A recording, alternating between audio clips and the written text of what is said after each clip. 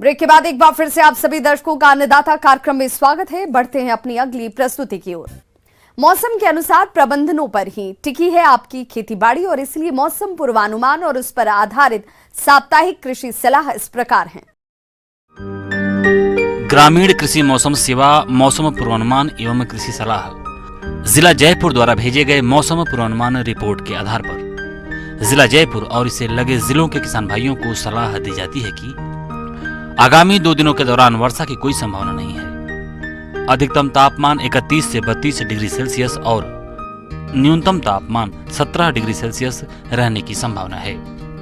अधिकतम सापेक्षिक आर्द्रता 37 से 39% और न्यूनतम सापेक्षिक आर्द्रता 12 से 16% रहने का अनुमान है। हवा की औसत गति 5 किलोमीटर प्रति घंटे की रफ्तार से रहेगी।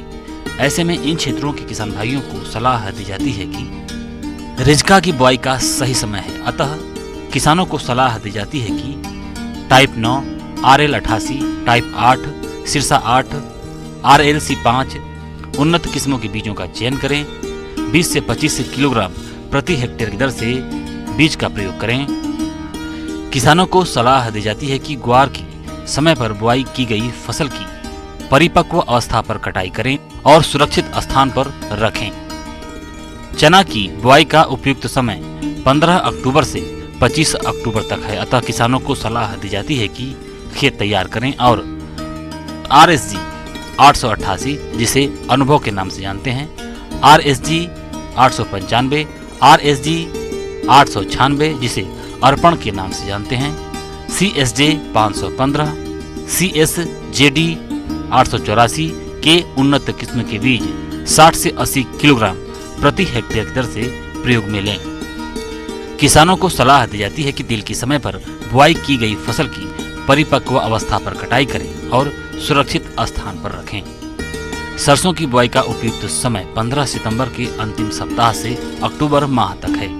किसानों को फसलों की बुआई के लिए उन्नत किस्म के बीज जैसे पूसा जय किसान जिसे बायो 902 के नाम से जानते हैं, T59 जिसे वरुणा के नाम से जानते हैं, वसुंधरा, MRCHB 101, NRCHB 506, गिरिराज, स्वर्ण ज्योति, RH 406 एवं लक्ष्मी सरसों की उन्नत किस्में हैं। बुआई के लिए 4 से 5 किलोग्राम बीज प्रति हेक्टेयर बरानी एवं 3 किलोग्राम बीज प्रति हेक्टेयर सिंचित क्षेत्रों में प्रयोग करें। बीजों को बुआई से पहले 2.5 ग्राम मैंकोजेब प्रति किलोग्राम बीज की दर से उपचारित अवश्य करें। मूंग की समय पर बुआई की गई फसल की परिपक्व अवस्था पर कटाई करें और सुरक्षित स्थान पर रखें। पपीते की फसल में पाणकुंचन और मोज़ेक रोग की रोकथाम के लिए रोगग्रस्त पौधों को उखाड़कर नष्ट कर दें और रोग के प्रसार को रोकने के लिए डाइमेथोएट 30 EC दवा की 1 मिलीलीटर मात्रा प्रति लीटर पानी के हिसाब से घोल बनाकर छिड़काव करें। मिर्च की फसल में पाणकुंचन और मोज़ेक रोग को फैलने से रोकने के लिए प्रभावित पौधों को उखाड़कर नष्ट कर दें और डाइमेथोएट 30 EC दवा की 1 मिलीलीटर मात्रा प्रति लीटर पानी के हिसाब से घोलकर छिड़काव करें। अमरूद में फल मक्खी को नियंत्रित करने के लिए प्रभावित फलों को मिट्टी में गाड़ दें और मेलाथियान 50 EC दवा की 1 मिलीलीटर मात्रा प्रति लीटर पानी के हिसाब से घोल बनाकर छिड़काव करें। किसानों को सलाह दी जाती है कि सब्जियों में बोरर और रस चूसने वाले कीटों को नियंत्रित करने के लिए इमिडाक्लोप्रिड 17.8 SL की 1 मिलीलीटर मात्रा प्रति लीटर पानी के हिसाब से घोल बनाकर छिड़काव करें। पशुओं को थनैला रोग से बचाव के लिए दूध निकालने की पूर्ण हस्त विधि का उपयोग करें।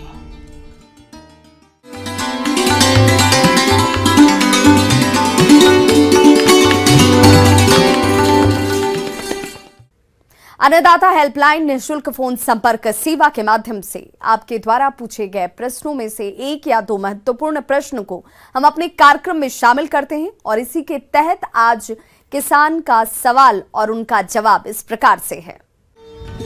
आज की अन्नदाता हेल्पलाइन में हमने जिस प्रश्न को शामिल किया है उसे पूछा है ग्राम चिमनपुरा जिला जयपुर के रोहन यादव ने। आपने दुधारू पशुओं में कृत्रिम गर्भाधान के बारे में जानकारी चाहिए है, तो इसके लिए देखिए कार्यक्रम का यह अंश।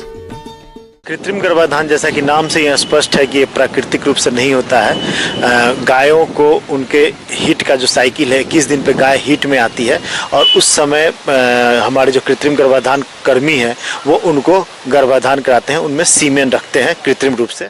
पशुओं में कृत्रिम गर्भाधान एक ऐसी कला है जिसमें सांड से वीर्य लेकर उसको विभिन्न क्रियाओं के माध्यम से संचित किया जाता है।